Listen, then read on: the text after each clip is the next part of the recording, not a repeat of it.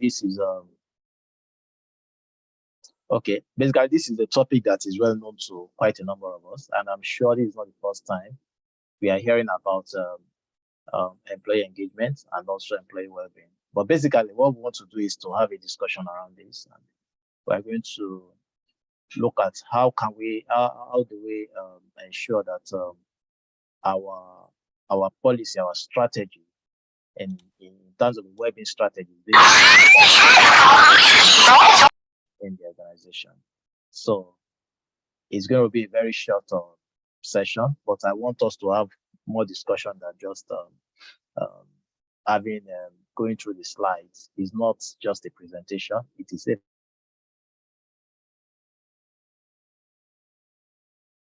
okay.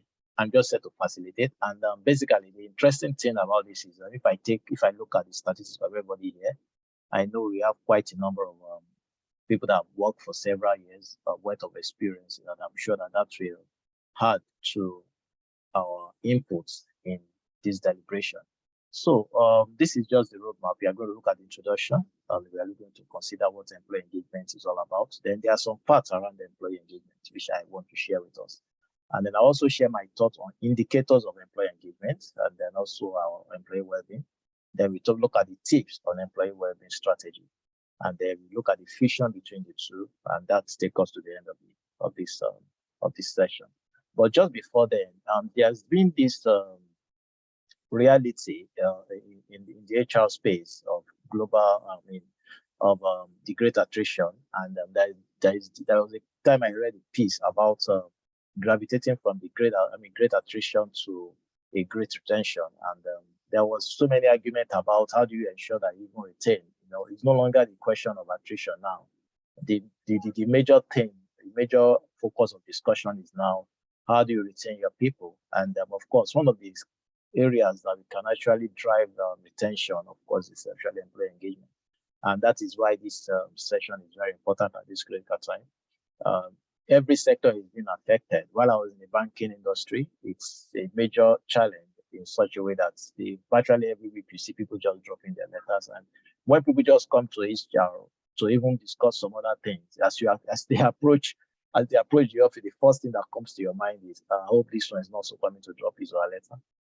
So it has become a major nightmare. But of course, it's something that we can't really help. But the bottom line is we should just look at how we can mitigate this. If we know that it can't be absolutely eradicated, but we can actually mitigate it by making sure that we engage our people effectively. So as a way of going into this section, let's look at this caption here. Employees are company's greatest assets. They are your competitive advantage. This is according to Annie Hembach McCarthy. He said you want to attract and retain the best, provide them with encouragement, stimulus, and make them feel they are an integral part of the company's mission. Basically, this is what engagement wants to drive. You want to make sure that you give that people that sense of belonging. You want people to come to your organization as an HR person. You want people to come. You want to recruit people, recruit talent, and you want them to come into your organization and feel comfortable. And you want them to see it as a place where they can actually go and they can contribute their best in fulfilling the organization's mission. So not until they see themselves as an integral part of the organization, you realize this is going to be an utopia. It's going to be a dream that might not eventually come to reality. So not until people are fully integrated into the system, and not just integration now, but they are involved, they see themselves as part of the system, they see themselves as living the culture and having the DNA of the organization.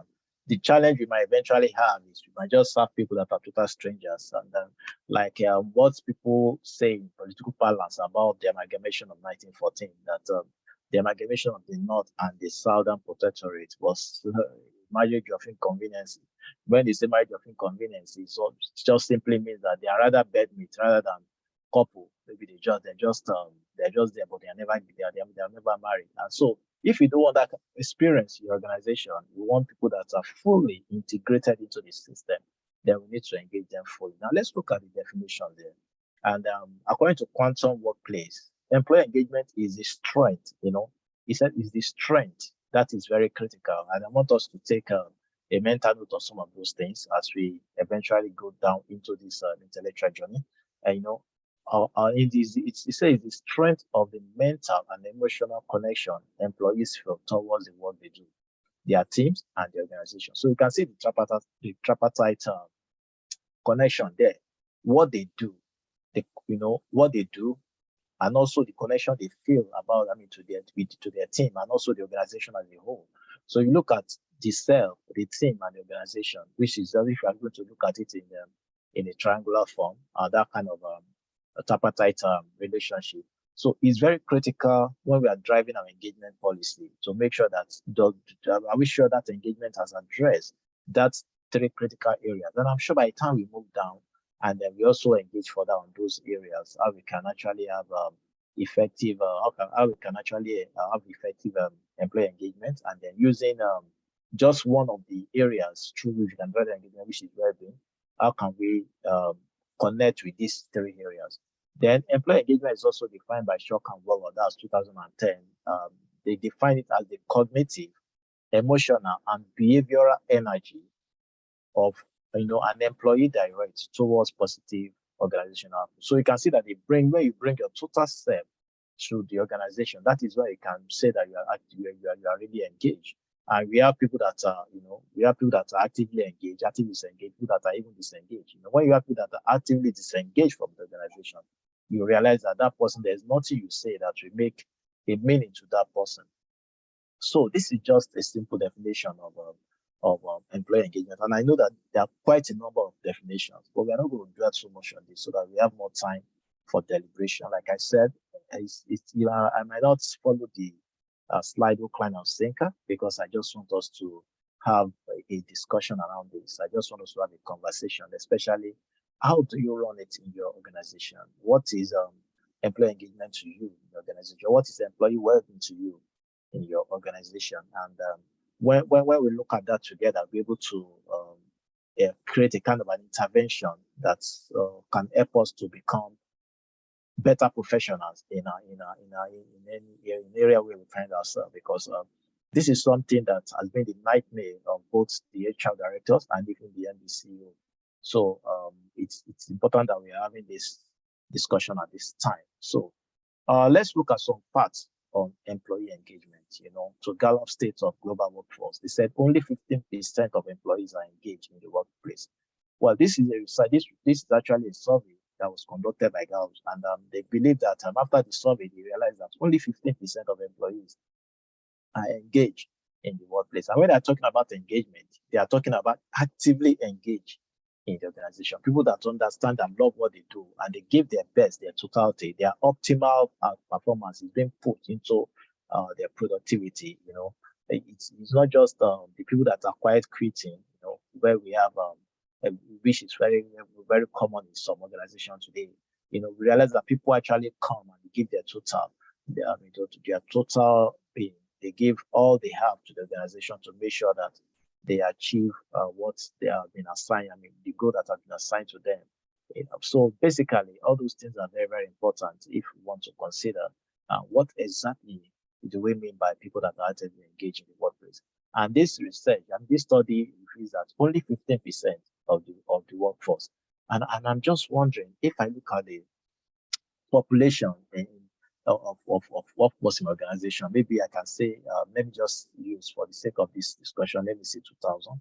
And out of the 2,000, I have just 15% that are actively engaged. Then I think it's a cause for serious concern. That means out of the 85% that are not engaged, I should expect that plus or minus maybe 40% or 35% of those people might drop their letter, if not that particular financial year, maybe the coming financial year, if nothing is done to address the situation. So basically, it is something that we need to look into. And I don't know if we also conduct a kind of survey to see how do we ensure that people are really engaged in organization. I think it's very important that we do this from time to time. You can just do a survey and promise confidentiality so that people will not think somebody's going to come after them, especially when we have an environment where people are not so open to discussion like that. Now, according to another story on workplace engagement in the US, now, It stated that this disengaged employee cost organizations around 450 to 550 billion dollars each year. And I asked myself, what is the budget of Nigeria? I mean, currently. And if just because people are disengaged, it costs organization a lot of money. One thing that we have not done so well in this part of the world is that we have not been able, we don't keep record. We are not so good with statistics. And if only we can keep statistics of how much we are losing because our people are actively disengaged, it will wow some of us. Some of us will be surprised that so we are losing this much. That is why we are not making profit as much as we thought we should be making. And if we are even making profit in our country today, as maybe your organization is doing so well, you can imagine how much you will do if your people are actively engaged. Even if you can have, let's say, about 60% of actively engaged employees, that is a significant impact on the bottom line. And everything still falls on the laps of HR because they'll still come to you that, hey, HR, what are you doing? And it's so funny that even for systemic issue, things that for economic issue, things that are even beyond the desk of HR, because you are the person that they see as a people person. You are the one that manages people. And as long as anything affects them, they come to you and ask for to provide them solution or to just give them exactly information what exactly is going on. Why is this thing the way it is?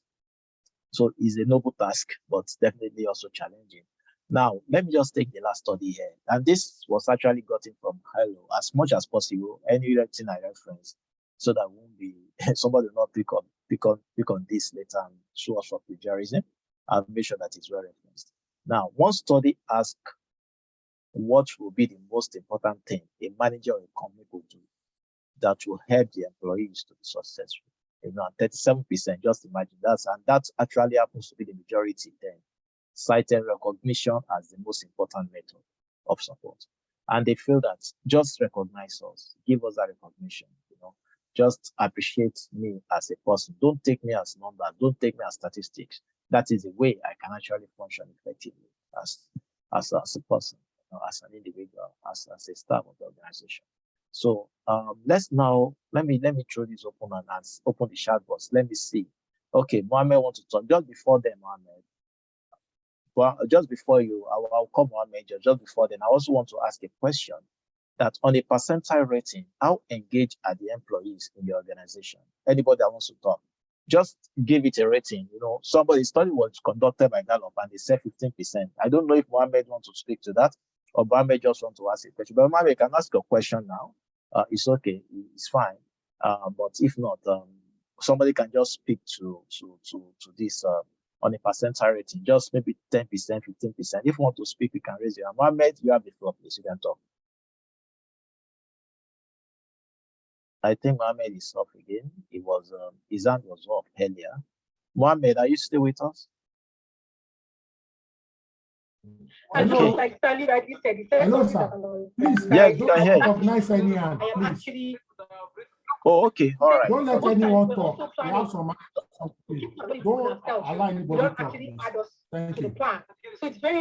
Okay, thank you. Okay, let's just thank you. So what we'll do, let's you can just put just put your percentile on your rating on the chat box. Let's say whatever rating is, you can just put it maybe like 10%, 15%. So on a percentile rating, how engaged are your employees in the organization? Would you say 50%? Would you say 10%? Would you say 100%? So just you can just put something there for us to look at. Then I'll moderate that. Okay. So be that as it may, if we don't have, but let me help you a bit if I don't have any. So 18, you can just put it on the chat box. We're not taking comment now. We'll take comment after the session. So because of time, I was informed that this session was actually allotted 1 hour. So I want us to really utilize this time as much as possible. Okay, so since I didn't get response from anyone, I believe we're listening. So on a percentile rating, I was asking that how engaged are are the employees organization. Some of us might say 20, some of us might think it's 40, some of us might not even have the statistics and we don't want to guess because we've not taken time to really examine this and also um, check or this fact in the system. But just like a medical doctor want to diagnose, I think it's something that we should. I think it's something that we should actually take with utmost importance. Let's see how we can conduct a kind of an organizational diagnosis. And then when you do organizational diagnosis, what we also help you to do is it will help you to create a kind of pre-mortem analysis. You know, there's something we do when we want to check the death, the death of the cause of death of a particular person. You say you want to conduct a post-mortem, but this will be a pre-mortem analysis. You just ask yourself, what can actually go wrong in the organization after we have actually checked we have gotten our facts on why are people not so engaged, why are they not actively engaged. So let me help us a bit with this. Okay, now let's look at some indicators of employee engagement. You know, so this will help you if you have not been able to effectively address. You don't know what am I going to even use to assess whether my people are effectively engaged, whether my employees or my staff are actively engaged. So these are some of the indicators. We have quite a number of them, up to 10 to 15, but for the sake of this space, I'll just talk through these 7. And then after talking through them, you can now decide and be able to give a kind of an overview of what rating or what percentile you can actually give your organization.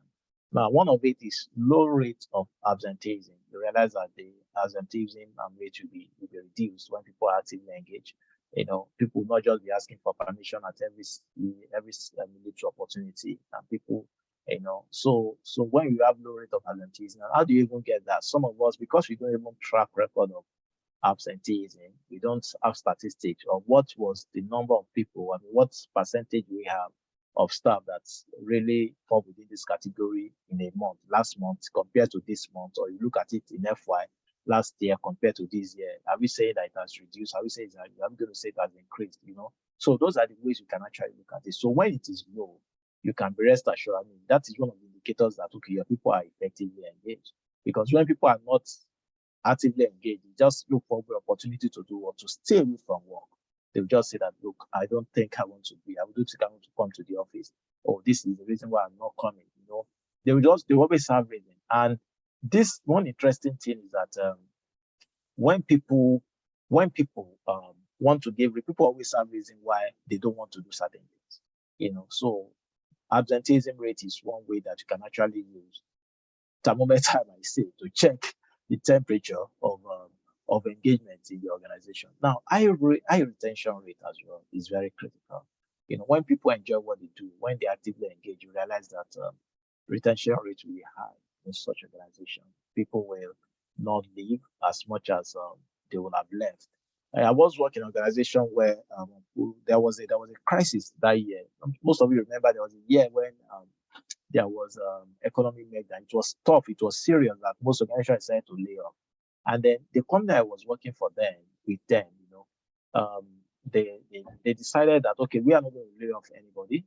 We are not going to lay off anybody. That what we are going to do is we are going to reduce salary, and they cut salary by I think about 25% or 30%. I can't remember previously. Now it's quite a long time. And when they did, you know, people felt that, of course, some top management leaders, well, they felt that, hey, what this is going to cause a lot of attrition. Most people will leave. But unfortunately, fortunately, against their thought, people eventually stay. And in one of my engagements with some of the people that decided to stay, who I thought would leave eventually, you know, that I thought would leave because of that change, actually told me that, look, even though the salary was cut, I trust this organization that when things get better, they will increase the salary back, you know. And the person also said something that I enjoy what I'm doing here. It's not just for the money, you know. Of course, and that speaks to an employee that is actively engaged. You can imagine someone that is so disengaged, no matter what you do to that person. And there was a time I was discussing with the disengaged staff, and the company decided to introduce some benefits at that time. And I told the lady that, and I did that on purpose, that, okay, this is someone that never see anything about the organization. That's okay. See what the organization is doing. They just gave all these benefits. I mean, it's a laudable, something that we need to appreciate them for. Management is actually thinking. I mean, they're on our side now. And the person said, no, why wouldn't they do it? You people are laughing. You don't know what they are doing. And, I trying to use the language she used in particular. And she said, okay, you people don't know, you are like chicken. They will feed you, when it's Christmas, they will kill you. And I was like, wow, what kind of mindset is this? So toxic. And I begin to wonder, so there's nothing you will do that is good in the sight of that person. The person will just think that anything, nothing can come out of Nazareth. Nothing good can come out of Nazareth. There's nothing you do. And I realized that, hey, this person will lost that. And truly, I think 3 or 4 months down the line, she exited the organization, and it wasn't a surprise to me. I knew that this person will surely leave. Then another thing is increased productivity. Of course, when you have people that are excited about what they do, they want to go extra mile, and this also connects to profitability that is also on the edge arrow over there. Because people want to see, they want to do more, they want to go beyond what has been assigned to them because they are actively engaged.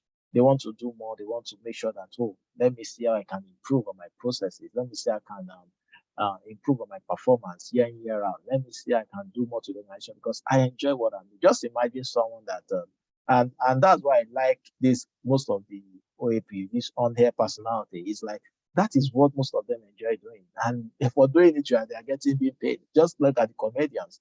Very interesting job. They love cracking jokes. It just comes to them naturally. And of course, and most of them are doing so well. So it also speaks to where their talent links to their job, to their tasks. So what they do on daily basis to earn a living, and because there's a strong connection, it was easier for them to actually excel in those areas. Then another thing is that it also breeds creativity. Now it brings creativity. It also helps you to, people to be creative, especially when people are effectively engaged in organization. It brings creativity. Another thing is healthy work-life balance. Healthy work-life balance. This is another indicator that you can actually use to test the temperature of your organizational engagement. If you guys are, if your organization really engage the people, you can actually look at, okay, do we have people, what about what is their work-life balance like? Like some people even said that there's nothing like work-life balance, it's a life-work balance, if there a question of semantics or in reality, the truth is people want to see a situation where there's a balance between what they do, their personality, and also what they have been assigned to do. So it's a lot of it's a lot of connection there. And then again, we also have client satisfaction. When we have increased productivity, when we have organization where people flow and then they work effectively, they are actively engaged, they know what they need to do, they are committed to their task, and then they also give their optimal support to the organization. You realize that clients will be satisfied. Like Sejwan said, that we are in business because of our customers. That's the only reason why we still exist as an organization. So I don't know which industry you are currently. I don't know where you heard as HR, where you work as HR in terms of industry. But the truth is, the essence of that particular organization is because you are servicing a client or you are servicing a customer.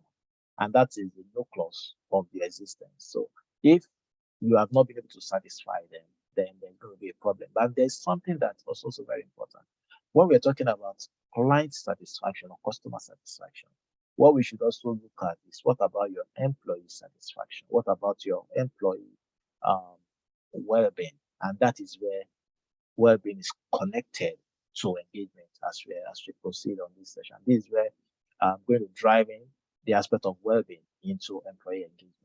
Like I said earlier, also Yemi emphasized this, that we're going to take questions after this session, and we'll try as much as possible to utilize our 1 hour that has been allotted to this time. So let's proceed from there.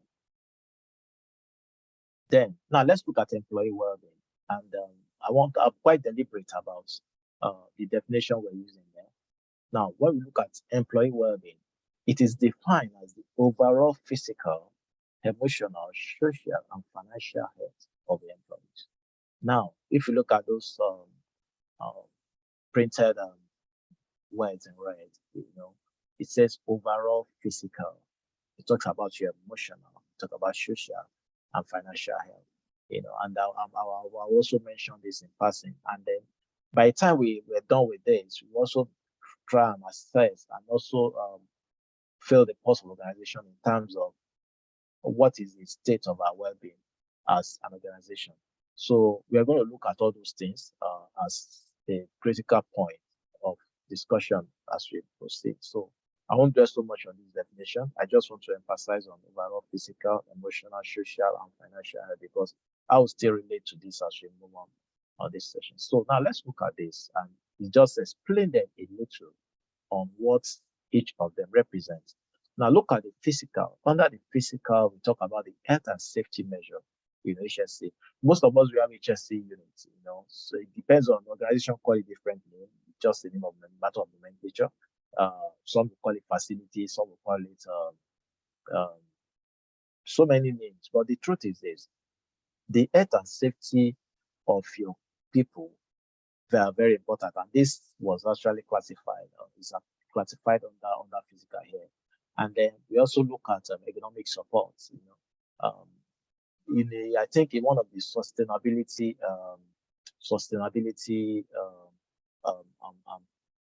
content, economic is an area that we also need to look at when we are looking at sustainability report and all this stuff.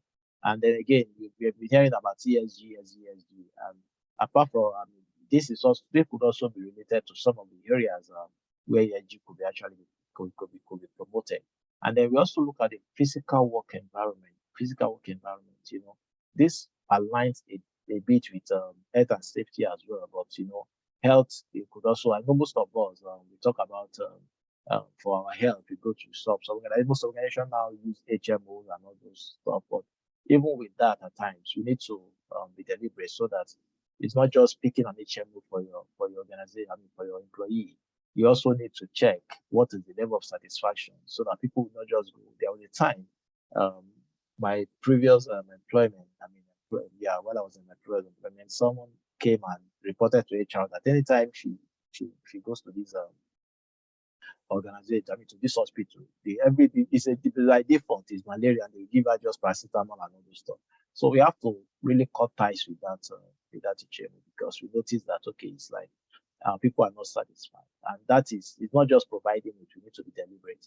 And then also we also have organizations that have a kind of an on-site medical aid.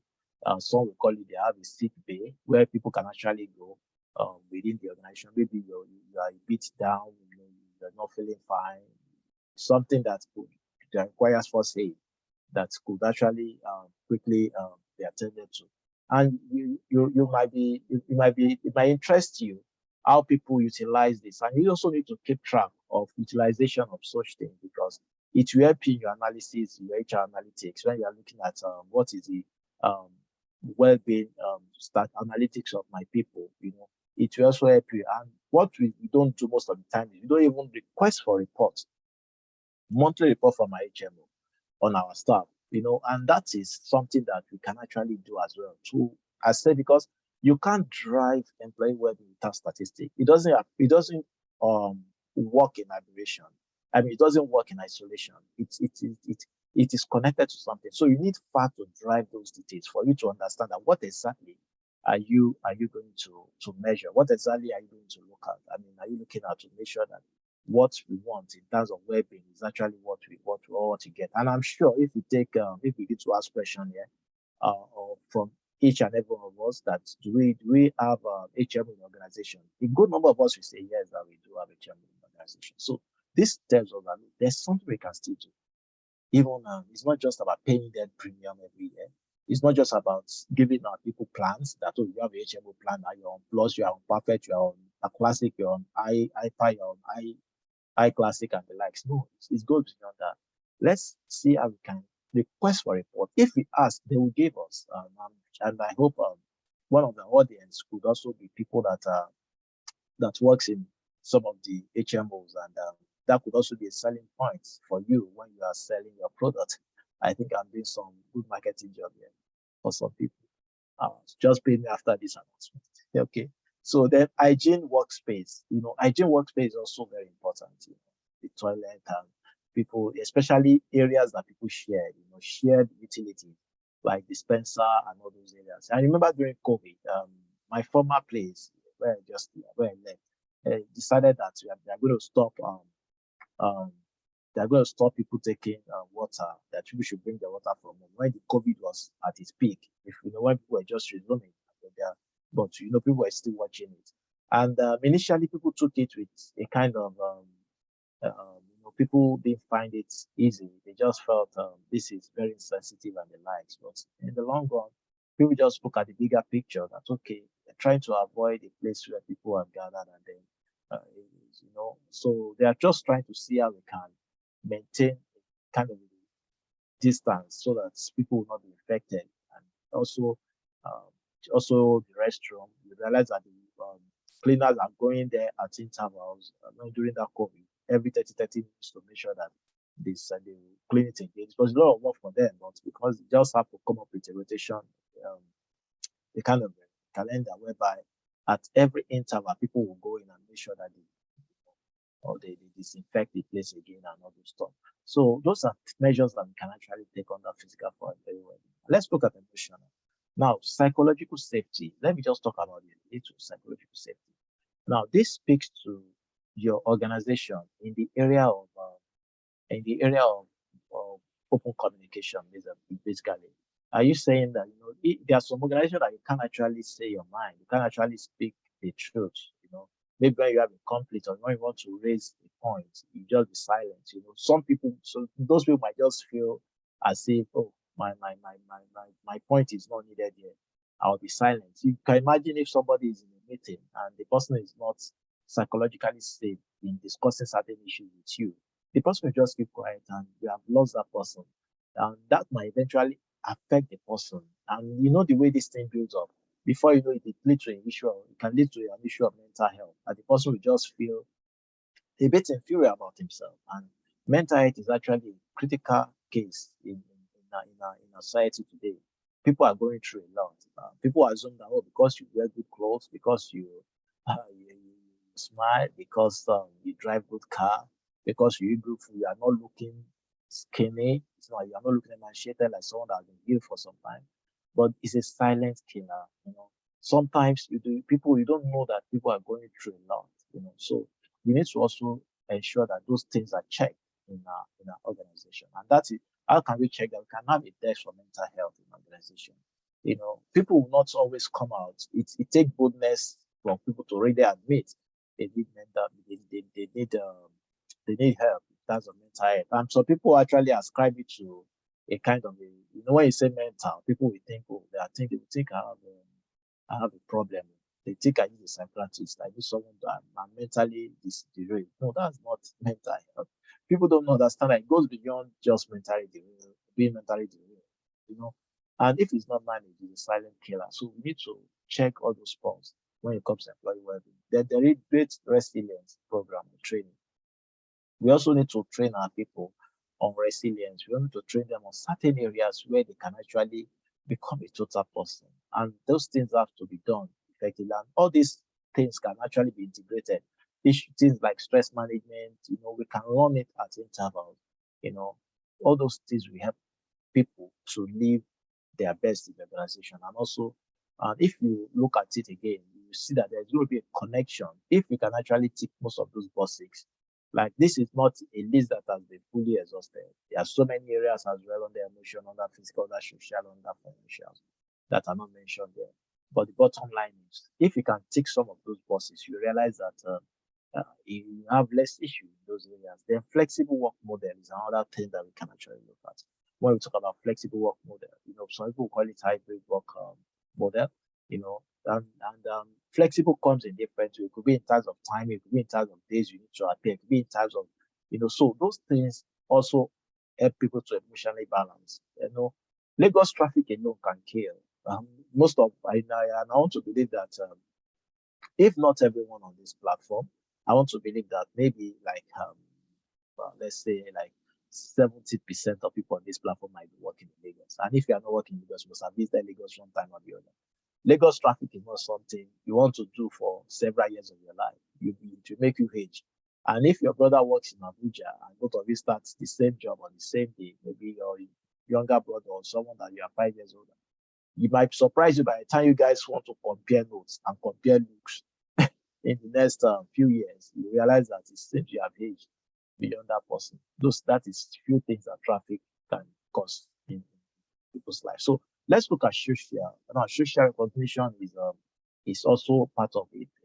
You remember that the place we actually the quotation we started with when it talks about social recognition as one of the major reasons why people feel that they should be effectively engaged in organization. They want to be recognized. Then open communication is also coming here, and let people connect with each other in organization. There was a time somebody told me that she works in a place that she works in a place where once the head of the department comes in, everybody will just keep quiet. Nobody touch it. And I begin to wonder, it's like they have to keep quiet from morning till night. Whenever the person is going on leave, they're always happy that, freedom, I've got the freedom. I just wonder, how do you want people to survive in that kind of boot environment, So there must be that open communication policy whereby people can actually, they will speak freely to one another. I mean, not in a harsh manner. You also need to define your medium of communication, and your policy needs to be well articulated in such a way that people understand what crossing the line means when it comes to such communication. So you can define it, but make it open and as much as possible for mutual respect. It's not by just ascribing so much to hierarchy. Yeah, hierarchy is good. I'm not an advocate of total eradication of hierarchy for orderliness in the organization, but I also felt that there should be a way whereby we can actually create an open door policy whereby you can mention anything that you want to mention. And again, if people express themselves, you realize that it is a way of easing out stress in such organization. It eases out some of the stress amongst those people. Then professional and personal relationship, of course, this is what this will do. If you allow people to work on that space, then look at the financial. This is very important. In as much as most of us will say that, okay, before I had before I had the learning and development team, I was once the head of recruitment in the bank. And when you are trying to interview people and you're asking them questions, and then when you get to what are you expecting, a good number of them will say, okay, so that I won't ask for something less than what they want to pay me. They'll just say, but your organization has a standard, so I would like to work with the standard of organization, and that is very interesting. And I just smiled. I said, okay, let's take it this way. Of course, my organization has a standard, but I want you to put a value to yourself. You are selling yourself. If you are a product, how much will you sell yourself? If you are a product that I want to buy, what is the value you are playing on yourself? You are putting on yourself. Just give a value. So the question, the reality is this: everybody, we always say this in political parlance that every man has a price. Just name their price and you are going to win them. So and significantly, I think everybody might have a price, even though some people don't want to admit it. So the truth is, your pay must be competitive. I don't want to just say it must be good, because good could be relative. But the truth is, must be competitive enough, industry-wise. So those things are very, very important. And then financial intelligence session could also be organized for your people. People are going through moment with inflation and everything, this is the time you can actually teach your people how to be financially intelligent in their spending. Be wise. These are the things you can do. You need to understand what is different between your need and your want. You need to understand that look, it is part of financial intelligence when you are getting in terms of where you are staying. You don't, for example, a man that is earning like 250,000 naira per month, and you want to get an apartment in Lekki that you pay 1 million per annum. It doesn't make any financial sense actually if you do that. So you cut your coat according to your quotes, you will say, So you need to understand your financial model, and you need to don't overstretch yourself so that you won't continue to be in debt, because that will eventually affect your well-being in the long run. If you are someone that before the second or before the 15th of every month, you're already broke, you're already borrowing. If you do it the first month, second month, third month, it will become habitual and you'll be able to come out of that cage. And the challenge is, even if you get salary increase at times, expense will always meet your income one way or the other if you are not intelligent in your spending. So we can teach our people all those things. A 15-minute session, a video recording on how to be financially intelligent, a subscription on Coursera or those things, or LinkedIn learning. Just give it to them. It will add significantly to their value, to their competence in that area. Then enhance workplace benefits, and then that will definitely we have some benefits that are not financials as well, but would also impact on their finances. That means if you are giving them those things, they are not going to spend their money on it. So that's why we call it compensation and benefit. They have to go hand in hand. Then subsidized expense, So these are few things that we can also do. Subsidize their lunch, subsidize their professional certification or a certification as the case may be for some, for some that already shattered. So all those things can actually help their well-being. Now, look at some of these thoughts here.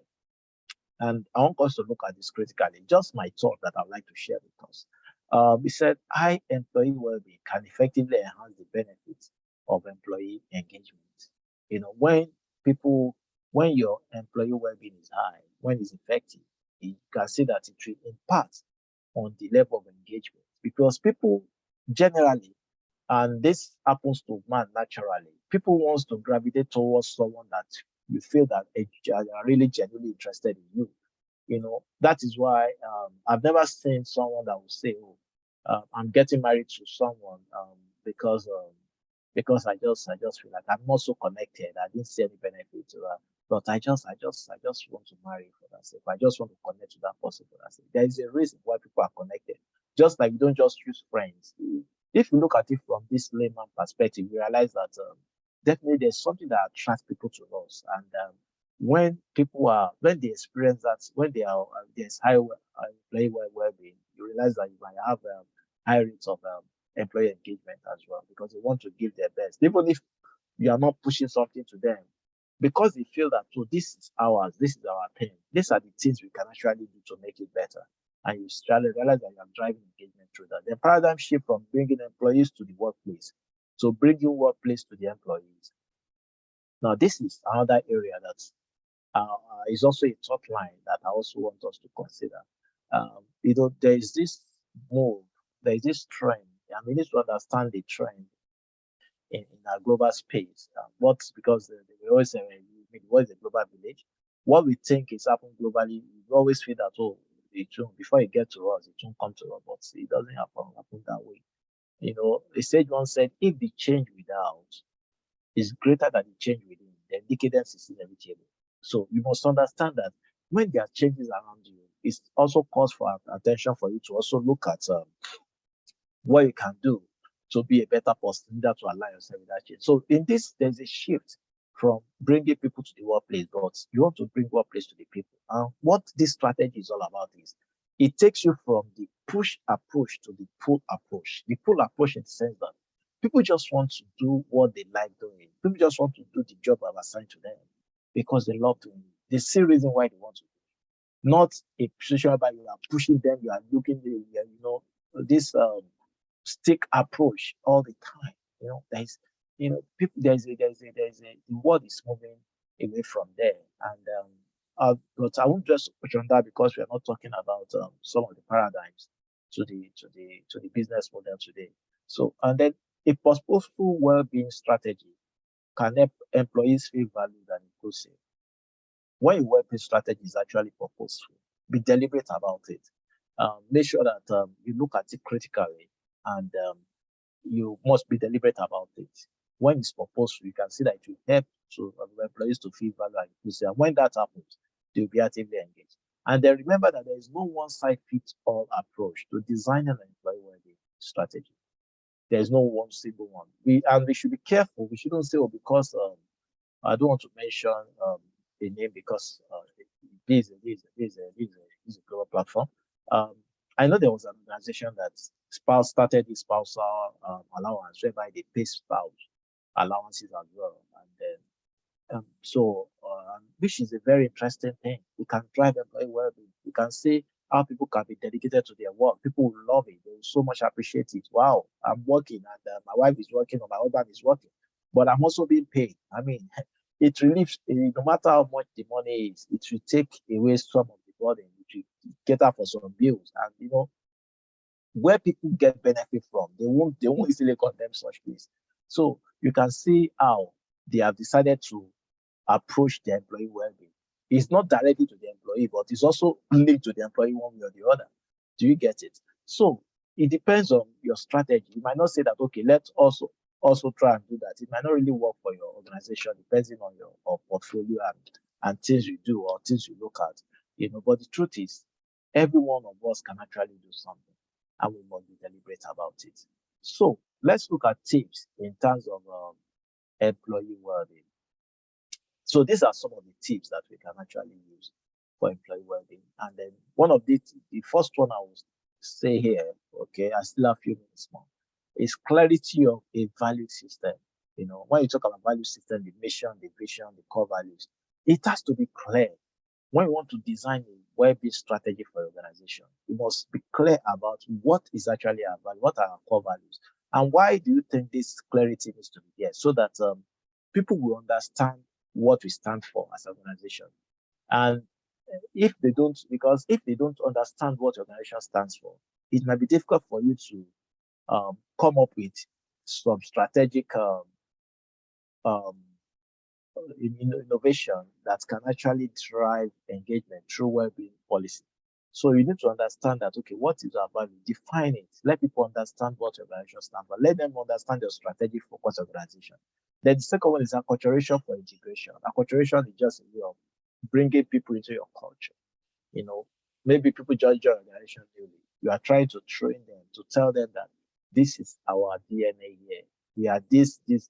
Our blood is red. We are this. Our blood is orange. We are this. Our blood is blue. So all those things, you need to define it clearly so that they can align their own personal goals to that of the organization. And when that is done, when you are pushing out for a well-being strategy, to be easier for them to actually adopt it, because not until they buy into your culture, into who you are, you might realize that some of the strategy that you are trying to push forward might not really go well with most of them. Then be free to keep up with change, and change will keep coming because of the fluidity of our environment. And the business world, the business model is so dynamic now, and even everything around us is changing. Even the migration laws, everything is changing because of the great exodus. Everything is changing day in, day out. And there was a time I was discussing with a senior colleague, and the person was telling me that, wow, that is like what goes around comes around. And again, he said that the world is actually moving in circles.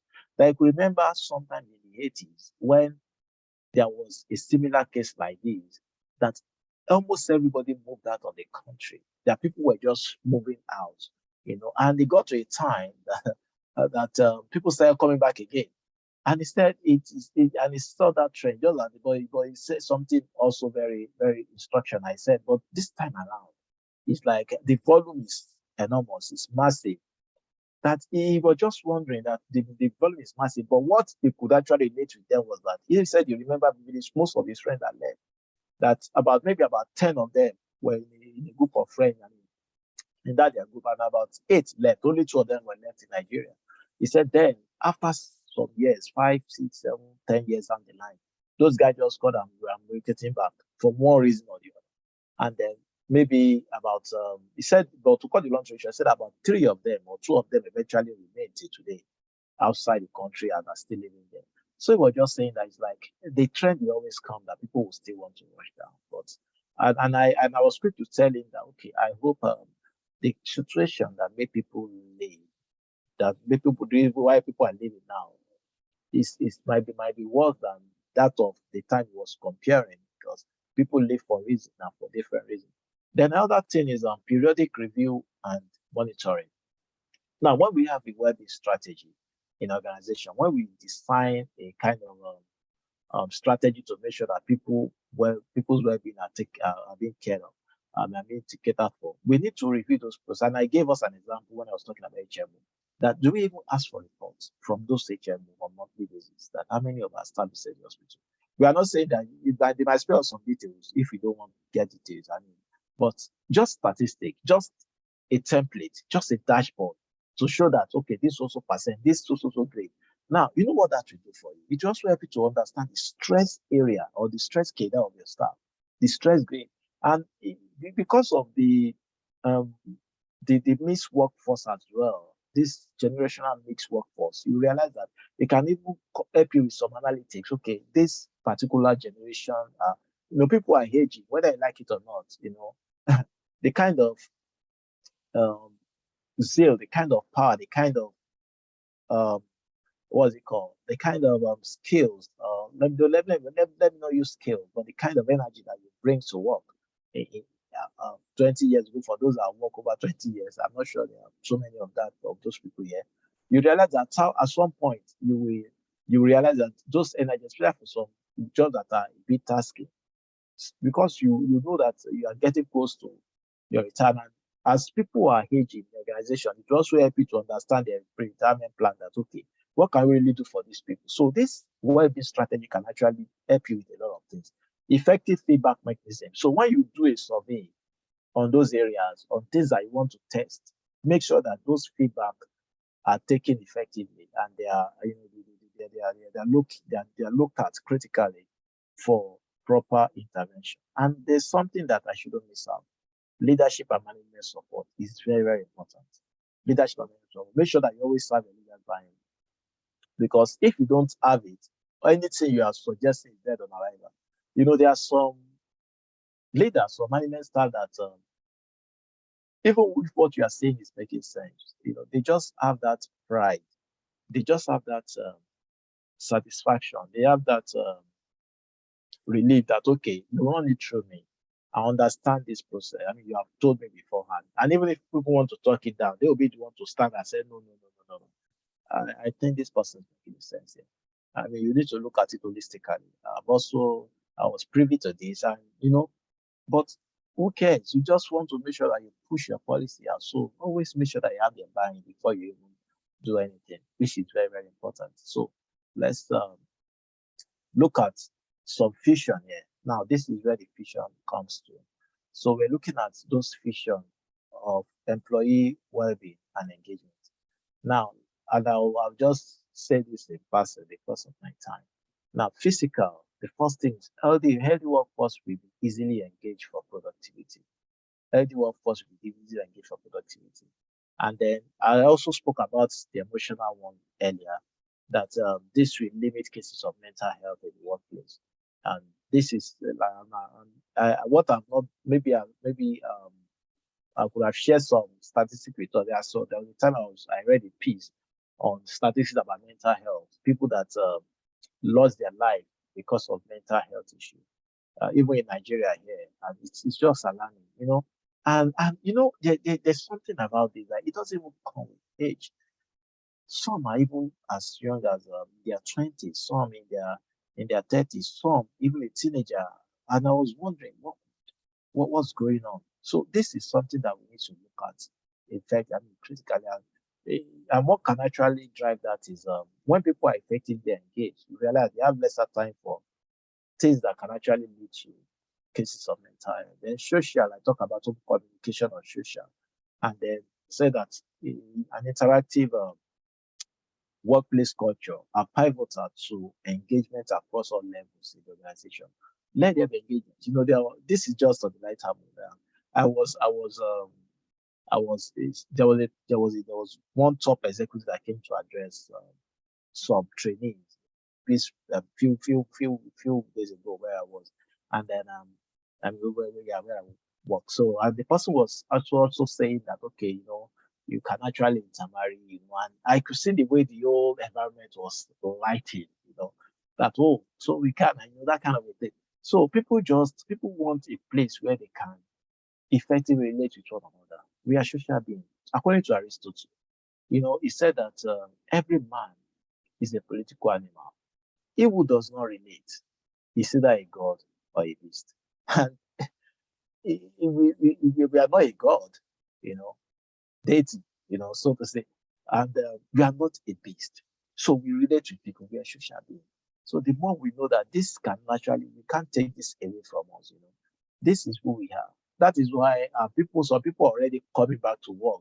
That's why hybrid is training now, because people feel that we have lost touch of this physical contact. We want to touch people. Let's feel ourselves.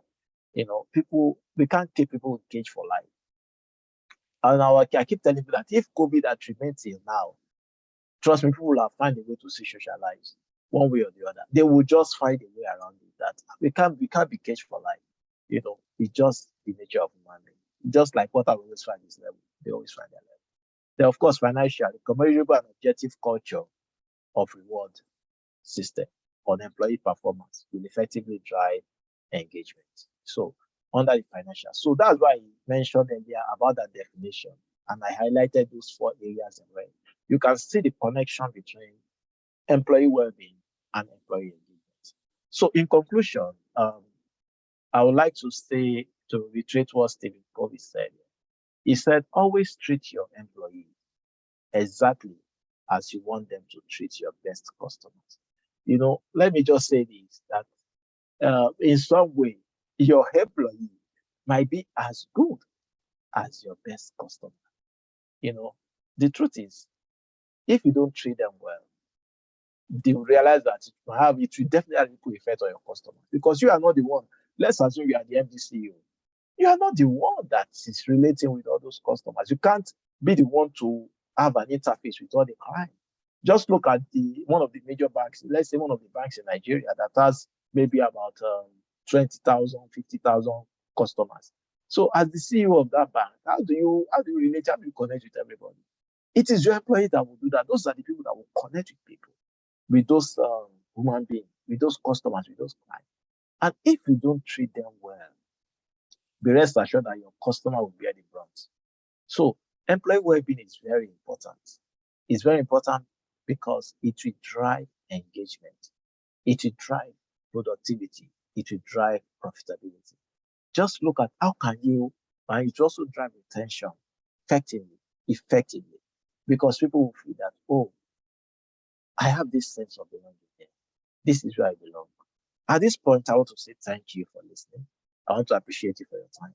It has been a very interesting journey, just this 65 minutes. Yeah. All right. So thank you so much. So I don't know if you have questions now, or Yemi, you want to take over from there. Thank you so much, Soji, for that brilliant presentation. Dr. Bosoya, we appreciate you most sincerely. Do you have any question for our facilitator for tonight? Any question? If you have questions, you can raise your hand, or you can send a message in the chat box with enabled chat functionality. That was quite insightful, very helpful, very all-encompassing. Okay, so I guess we don't have any questions today. That is blocking me. Oh, interesting. Am I that a versatile instructor, a versatile presenter, or I'm saying off point? So okay, all right. I think we have one. I think we have someone now. Folashade, you can unmute. Okay. Good evening. Good evening. Good evening, everyone, and thank you. A big thank you to tonight's speaker. All right, I know some of us have answered the question I asked on the platform, I think the day before yesterday. I got a lot of response from everyone. Thank you so much. But I would like the speaker for tonight to still address that issue. I want to know his own, as in his own view on that question. I hope you can hear me. I can hear you, but I don't know the question actually. Okay, all right. The question I asked that day, and I'll explain further. There is this employee in my office. He lives in Ibadan, but our office is in Lagos. So whenever he's going home, sometimes we'll just ask him, okay, please help us branch at so client sites, just see how the operators are doing, and also just be sure that the client is satisfied with our services. And sometimes he will just like, oh, he wants to go to that same location. So I know we are talking about employee well-being and the likes tonight. So I want to hear from you. In this case, that is where he lives. Ordinarily, he will go there. And we have a policy on outstation allowance, travel allowance, and the like. So whenever he's going, sometimes when he says he wants to go to that location, he will request for outstation allowance, travel, that's transport fare, and also accommodation.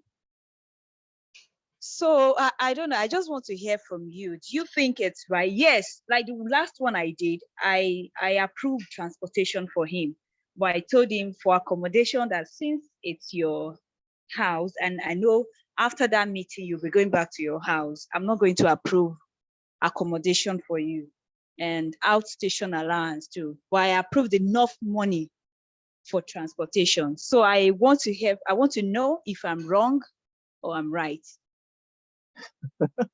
Okay, thank you very much for that question. Very interesting one. Let me start by saying that as long as the person is on official duty, if that is what is defined, the person will. I don't think I've done anything wrong. But what I think you can actually do to also adjust your policy, especially for such a person as that, is despite going to, he said he has a house in Ibadan. Yeah, he might have a house there, but as long as he's going on official assignment, he still have the right to request. But maybe what you can do, like I know there was a time I have to craft, we have to come up with something. We call it in lieu of accommodation. For example, we always tell them that if you have a place to stay, maybe you are traveling out of your current space of employment, and maybe you are going to work in Lagos, you are going to Abeokuta, you are going to Akure, you are going to any of those places, and we also rate them maybe high rate, low rate, medium rate area. So if you are going to any of those areas, maybe out of station might be maybe like 50,000 or 40,000 per night, or 35,000 per night, or 20.